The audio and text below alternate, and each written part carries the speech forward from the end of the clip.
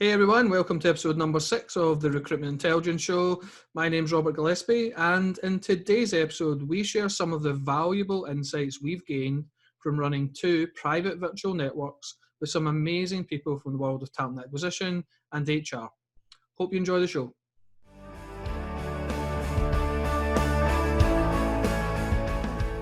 Okay, so over the last few weeks you've been running a couple of kind of what I would call private virtual networks.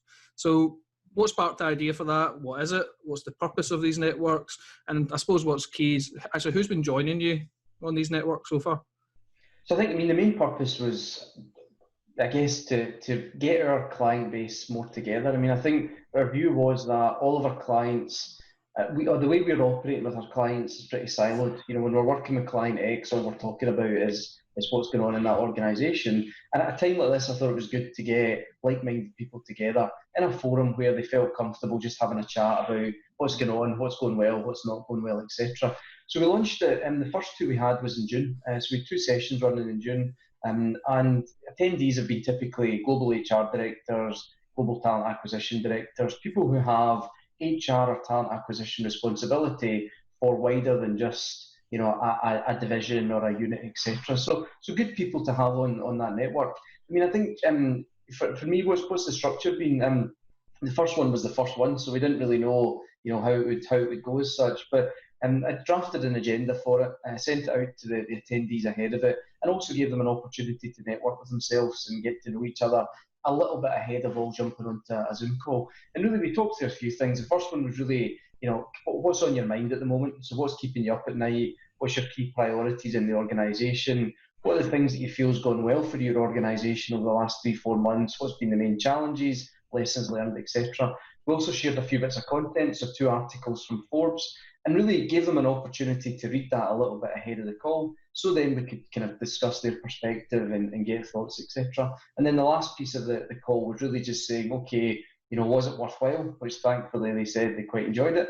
And what should the agenda be going forward? Which then really gives me homework to say, okay, if we're going to talk about these 3 topics next time, I'll do a bit of research on what those topics are, saying right now, what's going on, etc. And so again, we can come back into the discussion with a little bit of prep, so the discussion flows, well from there. How many were on the calls, actually, each of the different calls? So one group was 6 and the other was 7. My view was any more than that, it just becomes too noisy, people talking over each other, etc. And also, to your point earlier, you want to try and create a forum where that level of person feels comfortable, sharing ideas. So hence why we've deliberately made it kind of very focused on a private network. We're not going to be, sharing anything about it externally, just to give that, group comfort that what I'm talking about isn't being shared. And so what's been some of the key insights from that? Because as you said, there's been a good mix of different people on it, different roles, but actually I listen to call myself, but like different countries as well. So there's lots of different views. So from your side, what do you think's been some of the kind of main takeaways? I'm not going to say a list of 3 or 5, just kind of some of the kind of key highlights you think from the calls. It was interesting. We've had people on from various different countries, so US, various countries in Europe, UK, Asia. And it was interesting to see them all being at different kind of levels of the journey through COVID. We've also had people who, organisations that have got 85,000 employees and 600 employees. So again, it was good to kind of just get the different perspectives. I think the one that was consistent across all was, as an HR and a talent acquisition leader, they feel that their responsibilities have been much more varied through COVID. So almost been forced to get involved in things that they wouldn't necessarily have got involved in the past, and really just through to I guess the strategy being a bit short-term focused given what's going on. Some good examples. One of the people in the call talked about their global organisation do an internship at this time of year, and they've moved that completely to a virtual internship. So they've decided they want to keep that going. So the challenges then was, how do we embed our culture in that virtual internship? How do we do virtual factory tours? How do we still have check-ins with new interns that still feel good about joining that organisation through COVID? So that was one which I thought was interesting. I think there was another theme that was really about communication, and people feeling the need to communicate more, but also people needing to have more communication, because whether that the other argument or the other piece was it's a mixture now of personal communication and business. So typically when you went into a meeting with a direct report or a manager in the past, 90% of it was business, whereas through COVID, there's much more kind of blend of personal and business. Leading on from that, morale. So consistently across the two groups, a lot of people were talking about morale. So how do we keep morale high? How do we, fix any morale challenges? Because there's no doubt, people will have been concerned, will be worried about what's happening. Do I have PPE? Am I protected, etc. So that was another piece. And then the last few were around well-being. So, a lot of the team on the call talked about, we recognise the importance of well-being. We recognise that, we as organisations need to be doing something about it, but we've actually been almost forced into ensuring a well-being strategy is where it needs to be, because now coming, during this and also coming out of this, employee well-being is absolutely key. And then the last one that was interesting, I'd read an article just before it about almost the place in where the place HR will take in the business going forward. And yes, I was speaking to HR people and talent acquisition people, but the view was, and I agree, the HR could and should have a more prominent place in an organisation going forward, because I think what this has taught us, the COVID journey is, being human with people, treating people like humans is really important, and ensuring that HR have a very strong position in place in the organisation. So that was just a couple of things. I mean, we talked about a few articles. One of them was around just the impact of COVID on HR, on hiring, etc. And one of the lines in that article was, Corona will be the greatest workplace transformation of our lifetime. So we had a bit of a discussion around that, because that's clearly a big statement. We then get into discussing things around, retraining and investing in remote working, which I think we're all doing. Also the future of work, focusing on worker well-being, an opportunity to redefine your business, etc. So we had some really good discussions, not just on HR topics, but topics that kind of, I guess, covered the business aspect as well, and how organisations are now really using this as an opportunity to, I guess, reevaluate their operating system. Then the last article we talked about was specifically on hiring and recruiting going forward. And there was a link on that article. It was thehumancodeofhiring.com.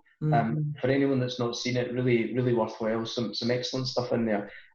We had a good discussion on, I think I'd mentioned it in a previous video, talent acquisition versus talent attraction going forward. And this thought of, the challenge is going to be attracting talent and attracting top talent who may feel more secure in their current organisation and not want to make a move. So that was kind of some of the stuff that we talked through, but I think really worthwhile. I mean, I really enjoyed, all I did was host it, so I just kind of listened and asked a few questions, but it was good to see, the team interacting, and certainly I feel it was a worthwhile session to share some thoughts.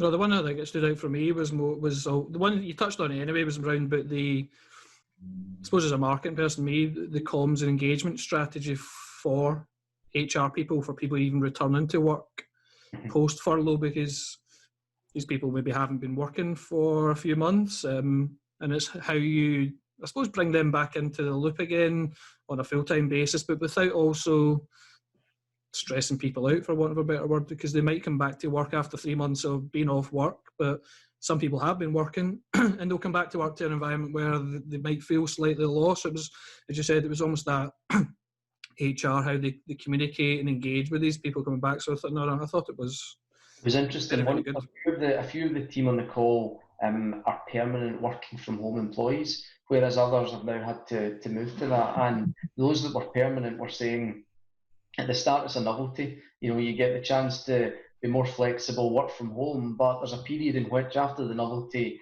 kind of passes, how do you prevent yourself from burning out? Because again, everyone in the call said we've actually worked harder in the last 3-4 months than we expected to, and also that we would do on a day-to-day basis. So there is that challenge of, you work at home, you work longer, employees just are consistently, sitting at their laptops. How do you get the balance of engagement, but also, not burning out as well? Yeah, there's also, I've read a few articles, and maybe it's companies in the States more than anywhere else I've seen, maybe just because they're louder on social media, around this working. There's been a lot of companies shouting about working from home or working from anywhere on a permanent basis now. And I know it came up in the call slightly, but I've seen it mentioned elsewhere around, are people kind of almost forgotten what it actually was like to be in an office? It's almost, I would class it as kind of recency bias or confirmation bias, almost recency bias as in they only remember the good things, what happened recently or the news. So they're almost thinking, oh, well, this is a good thing to do. But actually, I'm really interested to see what happens over the next, 6 months when people, you can go back to the office. Yeah, well, will they actually go, wait a minute, actually, we forgot about all the good things that were good about being in an office, and it's getting that balance right. I think it's going to be interesting. So two things. I mean, I think, it was someone mentioned this in social, but right now it's almost a bit of a forced situation that we're in. I mean, typically if you're working from home, you don't have family or kids running around in the background, so you've got more peace than you probably have just now. So I think that's one thing. My second point would be, I think it's more moving to a working flexibly model, meaning that you don't have to work at a specific place. So whether that's at home, an office, coffee shops, whatever it may be, I think that for me should be the focus, because I don't think it's good to have constant working from home, because I do think you lose a bit of engagement and kind of connectivity with people. But equally, I think it's going to be a long while before we can all just go back into the office as normal. So I know, because we spoke about it, it's been really successful, the two that you've had so far. So what's the plans for this going forward, or the next steps for it? The plans for me is to keep it going as long as the audience are engaging. So, I mean, if we get to a point where at the end of one of those calls, the group says, this is rubbish and we don't want to do another one, then we won't do another one. But I think what I'm trying to do is just keep a regular monthly catch up. Only took about 45 minutes or so. What I'm going to do every quarter is then almost try and get a guest speaker and bring the groups together and have a guest speaker talk about a subject that we've probably talked about in the last couple of sessions.